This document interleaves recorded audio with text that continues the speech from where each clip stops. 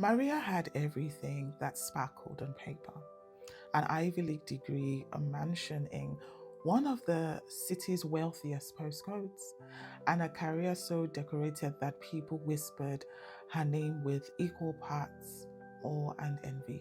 Yet, when the applause faded and the door to her apartment clicked shut, she was left with the deafening hum of her own thoughts. Perfection was her compass.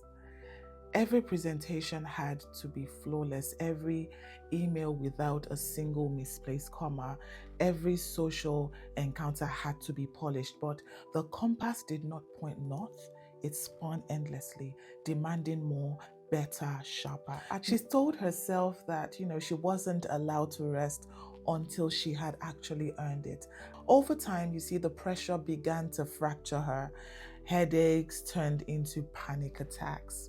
She often avoided friends, afraid that they would see the cracks. Success became her prison. It was her doctor who gently suggested extra help, like a support group or therapy, counseling, and more. Though Maria resisted at first, she chose therapy, which felt to her like admitting failure.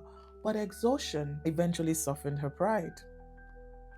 Her therapist, Dr. Lane, didn't ask Maria to be less successful. No. Instead, she asked, what would it mean if you were allowed to be human? Maria laughed at first, but that question stayed with her.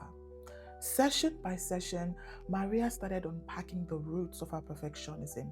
How, as a child, love seemed tied to achievement. How mistakes felt like shame rather than growth. Slowly, she practiced giving herself permission to try without excelling, to rest without guilt, to accept that good enough was not mediocrity but humanity.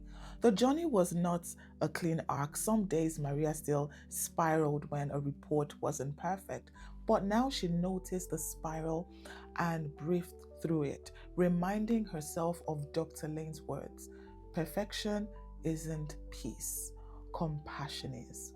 Years later, Maria still lived in her mansion, still ran her empire, but when friends came over, now they found her laughing with paint on her hands from a messy art project, or cooking a dish that didn't quite look like the recipe photo. The applause of the world mattered less now than the quiet contentment she felt inside. Maria hadn't stopped striving, but she no longer demanded that she had to be flawless. She was at last learning to be whole.